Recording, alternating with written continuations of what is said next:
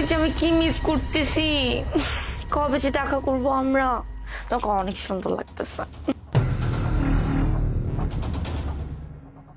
এই তুমি কার সাথে ফোনে কথা বলতেছিলে?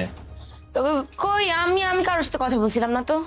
আমি তো বাইরে থেকে স্পষ্ট শুনলাম যে তুমি কারোর সাথে হয়তো কথা বলতেছিলে। আরে আমি তো খুব ঘুমিয়েছিলাম, ঘুমের মধ্যে মনে বিড়বিড় করছিলাম। আর তুমি তো জানোই যে আমার একটা বদ অভ্যাস আছে।